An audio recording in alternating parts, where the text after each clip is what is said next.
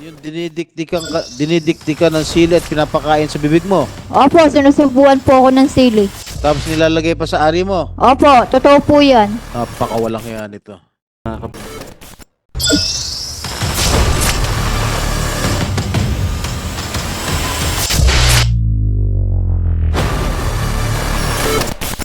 Ito yung part 3 ng video natin. Pagkatapos nila nagkaroon ng executive session, no? Ito na yung lumabas, parang hindi pa rin na-convince itong mga senador natin ni Franz Ruiz. Lumalabas pa rin na itong si Franz Ruiz ay nagsisinungaling. Alam nyo mga kabanat, pati pala mga garbage collector ay nakita. Itong si, ipakita ko ng video, Gaya ang picture, ito. Mamaya ipapanood ko rin yung video ng nagkaroon ng hearing ng ating iniisa-isa. So nakita nyo ito si Ate LB. So inyong nakikita si Ate LB, medyo maputi pa siya mga kabanat, no? May ano pa yung, okay pa yung dating niya dito, oh. Yan. So napicturean siya, may mga sugat kasi sa kamay. At tinanong daw siya ng kolektor, no? Tapos ang problema ay hinila daw siya ng lalaki at pinapasok at sinundan daw yung garbage collector mismo sa opisina para ipinadelete yung kinuhang picture. So ganyan talaga mga kabanat, itong babae na si Franz Ruiz, napakagaling sumagot, no? Parang pag nagsalita walang parang ano siya, no? Parang grabe. Pag tiningnan mo ito mga kabanat, yung ginawa nila kay Ate LV, parang feeling ko itong pamilya na ito parang walang puso Walang puso. Parang may puso pa sa atang hayop sa kanila Ayan, nakita mo nagwawalis itong si sa labas. Tapos itong si pag tiningnan natin kasing braso, i-zoom in natin ay 100%. Ayan, may sugat sa kamay, nakikita natin. Yan. At saka kung titingnan mo yung si Ate LB, hindi pa siya bulag dito nung nakunan ito ng ABS-CBN ABS-CBN yung nagbabalita nito At nakunan ito, hindi ABS-CBN nagkumuha nito, no? Parang ipinasa sa ABS-CBN para makuha ng pansin, kaya ito na hearing dahil sa mga social media na kumakalat. So itong garbage collector, no? Tapos, nakunan ito ng picture. Tapos, ayan, may sugat. Ngayon, dinidinay yan ng pamilya, So, yan, ganyan sila mga kabanat. Nakaka itong ginawa nila. Tapos, ang banta dito ni Senador Jinggoy, parang reclusion perpetua yung aabotin ng pamilya na ito. Ibig sabihin, kapag napatunayan na nagkasala itong si Ruiz at itong pamilya niya, at itong lalaki, makakulong sila habang buhay mga kabanat. Kasi yung reclusion perpetua habang buhay yan at non-billable yan mga kabanat. So maaaring makulong sila at sabi ni Jingo Estrada, mayroon na itong pangyayari na isang ganitong uri din, similar na kaso na minaltrato din yung sambahayan ay yung kanyang katulong at nahatulan itong mga amo na ito ng reclusion perpetua. So hindi pa rin nagsisilbing aral nung nakaraang pangyayari. Siguro parang hindi nila so inulit-ulit na naman ng ibang mga tao, no? Bagamat may kwarta sila, no? May pera sila, ay parang makapagmaltrato sila. At parang napapansin ko parang talagang lahat ng doon kay Ate LB lahat ng problema siguro sa bahay, kalugian sa negosyo, no? Doon nila lahat kay Ate LB, di ba? Yun ang nakikita natin doon. So yan mga kabanat. So papanoorin nyo itong video, no? So panoorin itong video mga kabanat para mayroon tayong so, panoorin nyo. Mr. Chair, Senator Raffy. Kayong maglala, Senator Raffy, dahil this is a similar incident to what happened to the amo nung si Bonito Baran, kung saan ay we jailed him here and eventually both of the spouses were convicted for reclusion perpetua by the Supreme Court. Anyway, alam mo, nakalimutan ko na yung kung saan ako nagtapos sa tanong ko sa iyo, Madam Franz. Okay, tinanggi nyo last hearing na sinaktan ninyo si Aling LV. Correct? Correct. Ulitin ko lang yung tanong ko para to refresh your memory. Tama po pa? Tinanggi nyo nung nakaraang hearing na sinaktan nyo si Aling LV. Sagot. Yes po, Your Honor. May nakita ba kayong mga pasa o sugat sa anumang parte ng katawan ni Aling LV nung panahon na mamasukan siya bilang kasabahay ninyo? Ulitin ko ulit yung tanong. May mga piklat na po siyang pumasok sa amin. Piklat? Mga 3 days po. Saan Mga piklat 3 days po ulit? siya nakikita yung mga piklat niya. May mga piklat siya sa mga paa, Hindi mo sa mga tinanong kamay, sa galing saka sa yung piklat? ulo. Eh, wala pa akong oras, Your Honor, na magtatanong na ng Wala mga kang personal oras. nila. Unang araw na pumasok sa'yo, hindi mo tinanong kung saan galing yung peklat niya. Kaya, ubo na to. Kasi posible, hindi nyo nakita yung mga pasa at sugat sa katawan niya kung araw-araw siya mamasukan. Tama. Hindi mo tinanong kung saan galing yung sinasamang peklat. Hindi na po ako nag-usisa, Your Honor, sa kanyang buhay. Hindi mo siya kinunan ng NBI clearance nung pumasok sa sayo? Hindi po. Bakit? Tiwala po kasi ako. Tiwala din naman po ako sa tao. Kumbaga.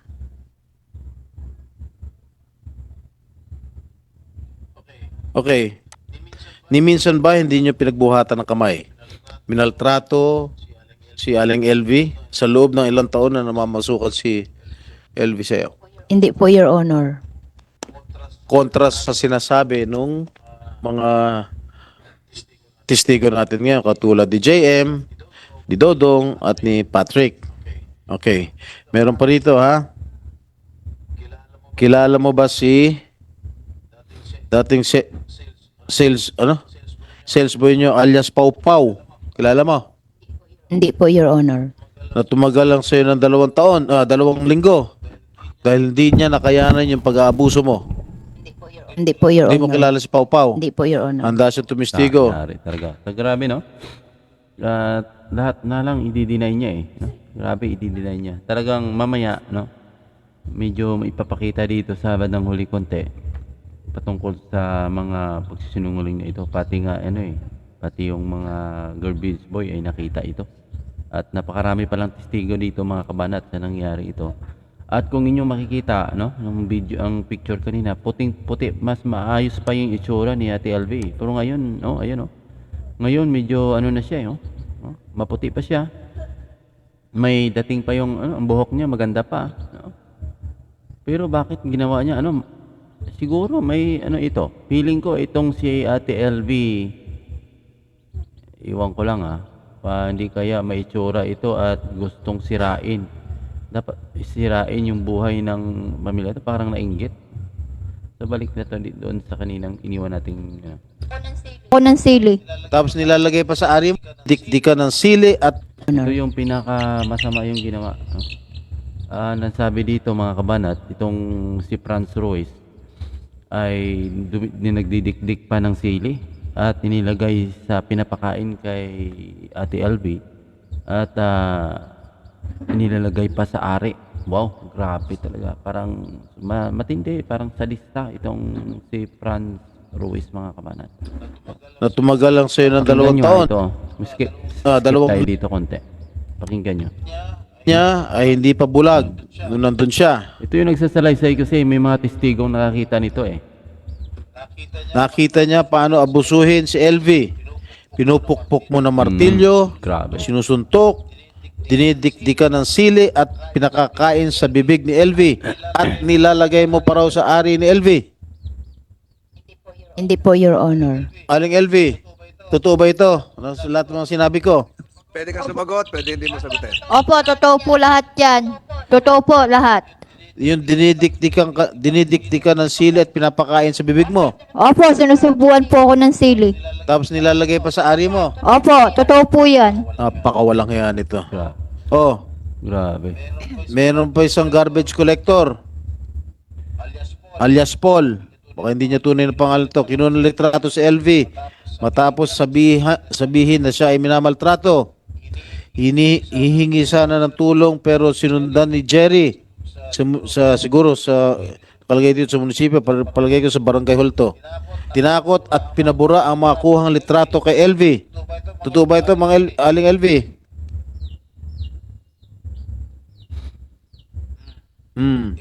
Ikwento mo tungkol sa basura, Aling LV. Yung pong nagtapon po ako ng basura, may mga sugat na nga po ako at duguan. Tapos po may mga pasa-pasa na po ako sa mga katawan ko sa mukha. Tapos po tinatanong po ako, sino may gawa niyan? Teka, sino nagtanong sa inyo, Aling LV? Yung pong nagkumukuha po ng basura. Nagakot ng basura. Opo. Okay. Tapos po, pinipicturan nga po ako. Tapos po, dumating po si kuya, bigla niya po ako hinila. Tapos, Sino umila sa'yo? yung pong amo kong lalaki, Bakit ka hinila? sabi niya, huwag kang magkukwento dyan, huwag kang magsusumbong. Tapos po, sinabihan po yung nagkakuha ng basura. Burahin mo yung mga picture na yan. Sinabi niya rin sa nangongolekta ng basura Opo. na pinabubura yung mga pictures na kinukunan ka. Opo, tapos po sinundan po yung mga nagbabasura sa opisina nila. Grabe. Okay, ang balita ko, hawak ng Municipal Social Welfare Office ang mga litrato. Opo. Makakasagot pa itong tiga DSWD. Hawak niya ba ang mga litrato? Di ba may representative tayo DSWD dyan? Ha? Ay, bilisan niya pag-ihi. Skip tayo dito mga kabanat. Anong bayan mo ba? Anong bayan to? Skip tayo mga kabanat kasi medyo manadili konti dito dahil yung tinatanong nila ay wala pa. So skip tayo konti dito. Ito. Wala pa rin. So skip tayo konti. Nako, grabe talagang sinapit ni Ate LV, no? Iwan ko lang bakit ganyan ang ginawa, no? Ganyan ang ginawa. Parang siya lang yung babae doon sa loob. Sa lugar na yun. At siya lang yung sa lahat ng problema sa bahay ni lahat ng kabiguan sa buhay ni Franz Ruiz ay doon niya pinautwas, no? Kumbaga doon niya ibinunton kay Ate LV. Senator De La Rosa, that the women's desk of the PNP should likewise. Tingnan natin. Short, mag-space tayo konti. Ito. We can show it. Senator Estrada. Ilang minuto? Seconds? Ha? Baka mas matagal pa yung magkabit. Go ahead. Pamsec, allow the video to be played. Mr. Chair, with the permission of Senator Jinggoy. Yeah, please. Habang piniprepare yung Senator De picture, La Rosa is recognized. tanungin ko lang si Manang LB. Manang LB, yung lahat ng dinaanan mo na paghihirap at pang-abuso, wala kang attempt na lumayas? Umalis sa bahay nila? Nung pong sabi ko po, uuwi na po ako, di po payagan. Tapos po tinatakot niya po ako, baka daw di po tanggapin ng pamilya ko. Grabe naman yan. So, Doon pa lang wala, sa na yun, grabe ng pananakot, no? Parang grabing pag-down sa, kay Ate Eloy, grabe yung amo na ito. Dapat, yung amo na ito, bulagon din eh. na pinahayaan mo na lang yung kapalaran mo na magtiis dyan sa pang-abuso hindi. nila. Wala ka nang balak lang lumayas. Paano po ako makakaalis? Wala po akong pera, hindi po ako sinusweldohan. Tapos po yung cellphone ko, kinuha po nila. Hindi po makatawag sa pamilya ko dahil gusto ko na nga po umuwi dahil po sinamsam nila yung cellphone ko. Yes. Thank you, Mr. Chair. Ayan. Picture lang to. Ayan, Who will annotate for this? Volume? Walang volume. TV Patrol pala ito. Pero ibig sabihin, may katagalan itong video. Hindi nakita si Aling LV. Si Aling LV ba yun?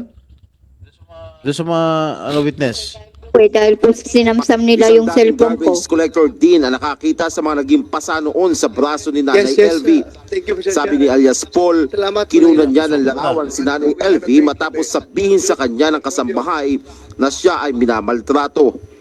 Hihingi na sana siya ng tulong pero sinundan umano siya ng among lalaki ni LV Hindi sa nakita si Aling munisipyo. LV. Si Aling LV ba yun? Doon sa mga... Aling Elvin, nung naghakot ka ng basura, nung pumunta yung basurero sa inyo, yung naghakot ng basura, bulag na ba kayo nun? Hindi pa po. Hindi pa. Pero may mga galos na sa katawan mo. Opo, gawa po nila. Dahil Gawa po ng amo kong babae. sa panununtok, pagpilpe. Okay. Wala video. Skip natin konti.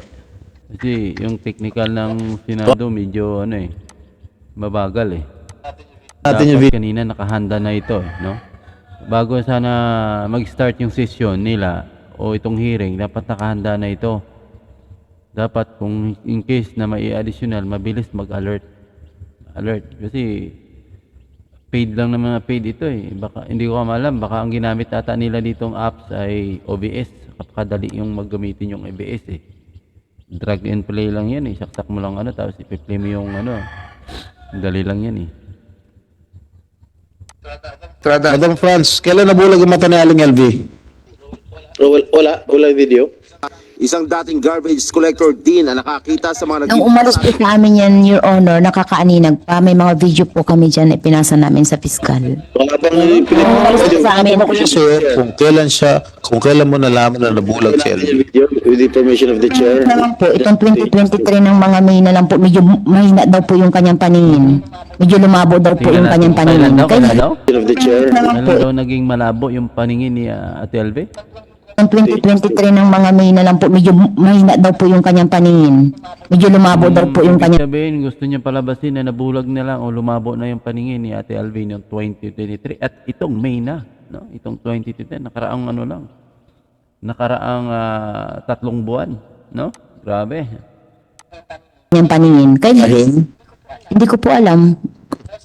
Sabi niya, basta lumabo lang daw po yung paningin niya eh. Posible.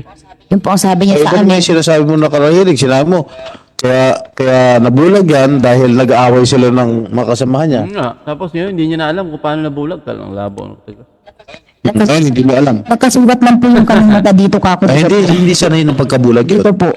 Hindi nga magiging sanhi ng pagkabulag niyan totally. Tama. Kung sinagi lang sa mata. Ay, hindi po sinagi. Your Honor, kasi may mga dugo yun. May mga Bakit nga siya nagkaroon ng sugat? Tinatanong ko sila sa'yo. nga po na JM nga po. Kinutusan nga lang ni JM, hindi naman magiging sa totally blind yun eh. Totally blindness yun eh. Sabi nila sa akin nung umaga pagkagising ko po na siya ay sinintok dito kaya po may dugo dito sa ganito niya sa kaliwang mukha niya. Senator Jinggoy, Mr. Chair. I would like to interject with the Interjection. permission of Senator Estrada. Go ahead. Ako, nakikinig lang ko to sa sinasabi ni Ginang Franz Ruiz. Madam, sir. Pero, Senator Jinggoy, Mr. Chair, you can just see the difference, no? Meron siyang ebidensya, may tinatago siyang video na nagsasabi na nakakikita pa si LB nung panahon na yun. Yan, pinag-iiportan niya yan na may video, tago niya. Pero pag-attempt na ipagamot itong si LB, yan sa mata niya nabubulag na wala man ang attempt ito. Napaka, parang ano mo, paano natin describe yung situation na ito? Napaka, after ka lang na depensahan yung sarili mo, yun lang ang gusto mong palabasin. Tapos yung welfare ng kasambahay mo na nabubulag na, wala ka malang attempt na ipagamot. I found it very hard to explain, Mr. Chair, Senator Jinggoy. Thank you, Senator Jinggoy. Thank you, Senator Bato. And this woman is lying through her teeth. Totoo bang ninakaw kayo ni Aling LV? As you mentioned in the last hearing, anong ninakaw sa inyo? Yung 12,000 po na ninakaw nung nasa Tianggian po kami, sa bahay yung pera na sa may bag. Allegedly, nung nagnakaw siya, pinabarangay mo ba siya? Pinapulis mo ba siya? Hindi po, Your Honor. Bakit? Kinausap ko Ano po sinabi mo? Tapos sabi ko po, umuwi ka na ng Ate LB kung ganyan rin lang na nanakawan mo ako. Ay, ang sabi niya po, pasensya ka na ate, hindi ko na po ulitin. Pledge na lang po ninyo sa akin, sabi niya po, Your Honor. Aling LV, totoo ba sinasabi ni Madam? Hindi po, totoo. Nagnakaw ba kayo ng 12,000? Hindi po. Bakit niya sinabing nagnakaw ka? Hindi ko po alam. Basta po, lalo po yan, lagi niya sinasabi sa akin, nagkanakaw daw po ako. Wala po po totohanan. Para mat- Kinarkan niyo nga po yung gamit ko, wala naman sila wala naman sila nakawa. Mm. So, ibig sabihin, pinaratangan ka, nagnakaw ka para pagtakpan niya yung pananakit at pagmamaltrato sa inyo. Opo. Okay. Pero mga kabanata, napapansin ko pag nagsalita ito si Ate Elvie, parang wala namang diferensya eh. No? Wala namang ako nakita. Bawat sagot ni Ate Elvie, diretsahan naman eh. Kasi kung may tupak yan, may saltik yan, iba yung tono ng pananalita eh. Nakikita mo naman, eh, medyo maayos pa nga yung memorya niya eh. Maganda pa yung ano niya, yung yung utak niya, no? Okay naman siyang sumagot. Kasi kung may saltik yan, kung may diferensya yan sa utak, abay ang pagsagot yan mga kabanat, iba at ngising-ngisi diyan, no? Parang ano yan? Parang may tililing ka nga eh, di ba? Imagine mo ang kwento ni Franz kanina eh, nilalagyan daw ng pako yung heater. Imagine mo. Tapos nilagyan ng buhok yung mga pagkain. So imagine, hindi na normal tao yan eh pag ganun. Talagang may tupa ka na. Pero pag nagsalita dito, ang ganda naman ng oh. Sa paratang mo nilalagyan niya ng pubic hair yung pagkain mo. Pinagalitan mo ba si Aling Elvie? Dahil doon. Your Honor, pinagsabihan ko, bakit naman kako Ate Elvie naglalagay ka ng mga madumi sa pagkain? Salita, ano? Sinaktan mo ba siya? Hindi po.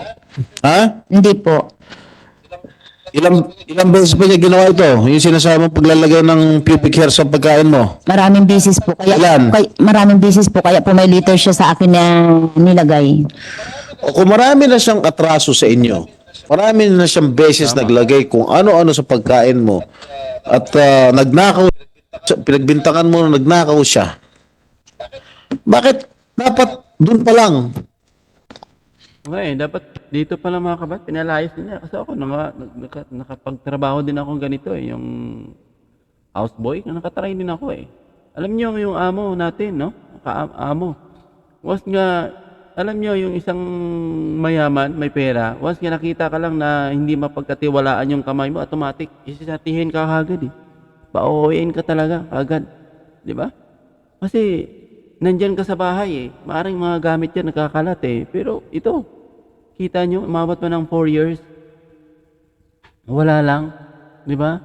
Grabe. Talagang kita natin na nagsisinungaling. Kasi ang isang mayamang tao, halimbawa, namamasukan, ang amo, once nga nakita ka, nagmamasid yung amo eh. Lagi nang titingin kung ano bang ginagawa mo eh. Tapos once nga makitaan niya na daw hindi ka mapagkatiwalaan, antimano yan. Paalisin kaya dyan mga kabanat. Gagawa ng paraan yung amo, papaalisin ka dyan. Kasi hindi ka nga mapagkatiwala. Ito pang issue, nanguha ng 12,000. Di ba? Nanguha ng 12,000. Tapos sabi pa niya, nang lalagay ng buhok sa pagkain. At sabi pa ni Franz, hindi daw isang beses lamang. At naglalagay pa ng mga pako sa heater. Ano yun? Tapos, wala siyang reaksyon. Hindi man lang sinabi, umuwi ka na. Tapos ang sinabi niya, pinauwi niya na daw. Nakiusap doon si Ate Elvie na hindi na lang siya pauwiin dahil i-charge na lang yung 12,000 sa kanyang sahod. Ang babaw na dahilan. Ang babaw mga kapan. Kitang-kita nga nagsisunungaling talaga. Pinalayas mo na siya. Pinaalis mo na siya. Hindi po namin pinapalayas, Your Honor. Sa totoo lang po. Dahil yung iba pa mga napunta doon at nakakakilala sa kanya, ang sabi sa akin, isa kayo muna, sinama pa namin sa San Jose yan, iniiwan namin sa Concepcion at taga doon daw siya, ayaw niya namang bumaba. Gusto na nga niyang umalis. Sabi ni Aling Elvie, gusto niya na umalis.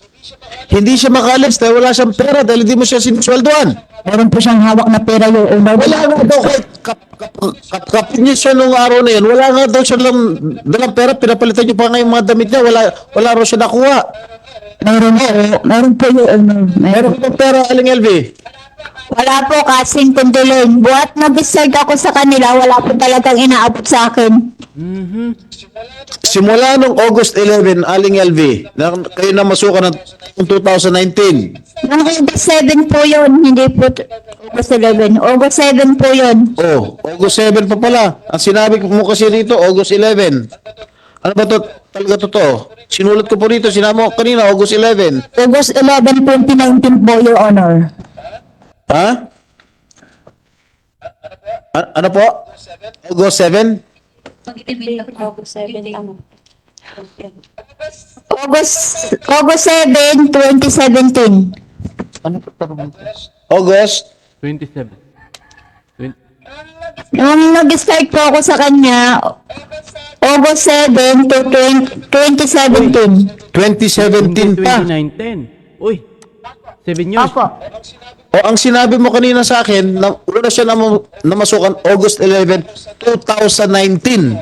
Oh, ano ba totoo? Sinabi niya 2 years ang discrepancy. Opo, 2 years talaga ang sinasabi niya. Pero po kami nung August 17, nasa barangay 6 po kami at that time sa kalsada po kami, doon kami Sandali, Manang, France. Ang sinabi niya, kailan mo siya una nakilala? August 10. August 10, dahil doon sa birthday ng aking kapatid. Tapos, August 10. opo, ang ganda talaga sa amin. Ano taon? 2019. Sinabi niya, ang una niyang pasok sa iyo, August 7 of 2017. Sandali. LV, nung pumasok ka ng August, ang sinasabi niyo sa akin, amin dito lahat, August 7, 2017. Tama po ba? Opo, pero nag-start po ako sa kanya, August 7, 2017. Kaya nga, yun ang unang araw mo na namasukan sa kanya, August 17. Bilang ano? Yung start ko po sa kanya, sabi mo, sa kusina na daw po ko. Pagkatapos ko daw po sa kusina, pwede daw po ako tumulong sa tindahan. Sa tindahan. Sa nagtitinda po ng gulay, doon po sa tindahan. Halos malapit sa bahay nila. Tindahan po ako sa may kusina ng tindahan. Yung tindahan sa bahay nila, Hindi po sa palengke. sa palengke. Alright. So may discrepancy halos 2 taon. Kasi pumasok, Mga kabanat, hindi talaga walang diferensya sa utak itong si Ate LV. Eh, ang ganda magsalita eh. Parang mapagkamalan pa nga itong si Franz ang may saltik eh. Kasi sobrang ano eh. Pag nagsalita parang ano eh, parang hindi mo maintindihan eh. Parang ano siya, parang nagjo-jump. sabi niya 2017 siya August. Kaya sinasabi mo, 2019 ng August. Discrepancy. Dahil sa barangay 7 si Ate LB pumasok sa amin, Your Honor. Ano? Dahil sa barangay 7 pumasok si Ate LB sa amin ng 2019. Anong barangay 7? Saan ka man namasukan ng 2017, Aling LB? Hindi sa barangay 7? Doon po ako doon po dinala ng barkada ko sa kanya sa barangay, sa tindahan na po sa palengke. Anong barangay? Basta ko po palengke yun, hindi ko lang po alam. Tama sinasabi niya. Nagtrabaho siya ng 2017 sa'yo. Hindi lang 2019. 2019 lang po siya pumasok sa amin, Your Honor. Sinabi niya 2017 eh. Ako nga po ang tumanggap sa kanya, Your Honor, kaya alam kong 2019 dahil may mga pictures pa din po ako nakasama namin sa pictures. Meron ka bang prueba na 2017 kayo nagtrabaho, Aling LB? Meron kayong katibayan na nagtrabaho kayo ng 2017 na hindi 2019? Tinapon nga po yung notebook ko, nandun po sa listahan ko yun. Sabi ko, isusulat ko yung start ko dito. Tinapon niya po yung mga gamit ko. Tinapon niya yung mga gamit mo? Tinapon po lahat ang mga damit ko. Kailan ito? Di ko lang po tanda kung ano. Hindi, tinatanong ko po, ano po ang katibayan ninyo na kayo na masuka noong August 7 of 2017? Yung pong sa notebook ko po yung sinulat eh. Sabi ko, isusulat ko kung kailan ako nag-start dito. Meron ba kayong testigo na pumasok kayo ng 2017 sa pamamahay ni Franz? Ito ba sila Dodong? Nandun na ba noong 2017 itong mga ito? Wala po. Ito si JM tsaka yung Patrick. Wala pa po. Wala pa, kayo lang. Sino ang kasama mo noon? Di ko na po kilala ang mga kasama ko dati, mga nag-alisan po. Itong yung katabi mo si Fe. Diba yun? Wala pa siya noon? Wala pa po. So sino ang kasama mo kasambahay na tumutulong kay Franz? Yung pong kapatid niya, sa Atene lang po. Yung kapatid niya. Wala kang ibang kasambahay. Wala po ako. Ikaw lang ang nandun. Po. Kayo lang po ang nandun. Aling Alvi. 2017. Po. Kailan pumasok itong mga sila JM, si Patrick, tsaka si Dodong? Hindi ko na po tanda, basta po nakapasok lang. JM, kailan ka pumasok sa trabaho kay France? 2021 po. 2021. Ikaw, Patrick. 2021 din po. Ikaw, Dodong.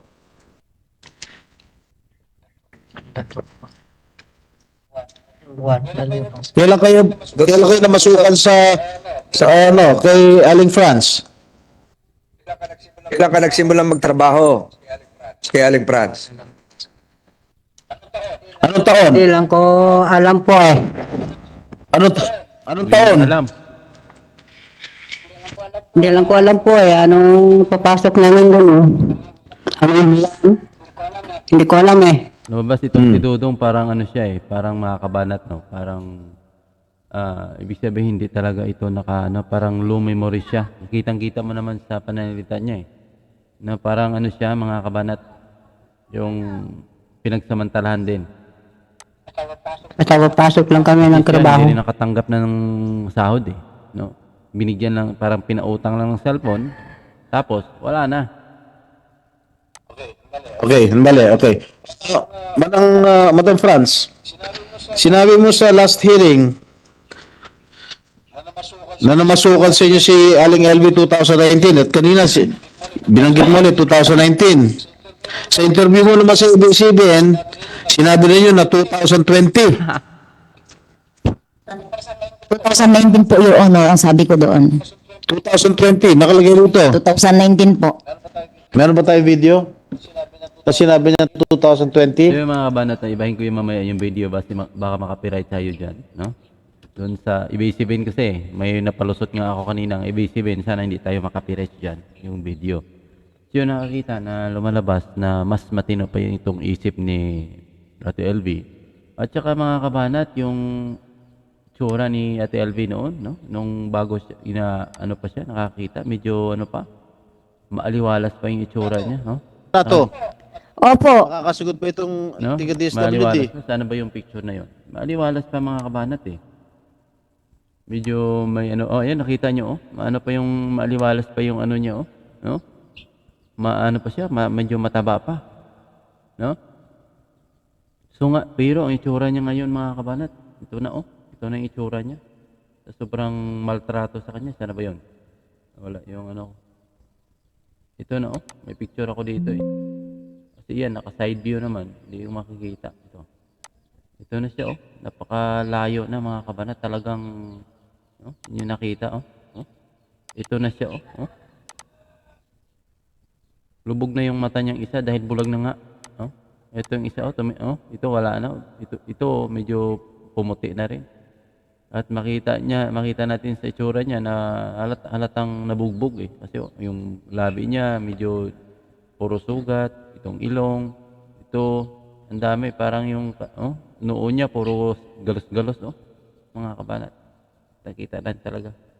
Pero yung picture niya dito medyo okay pa yung itsura niya. Pero ito nakakita pa daw siya dito kaya nga nakakita siya dahil nagtatapon siya ng basura eh.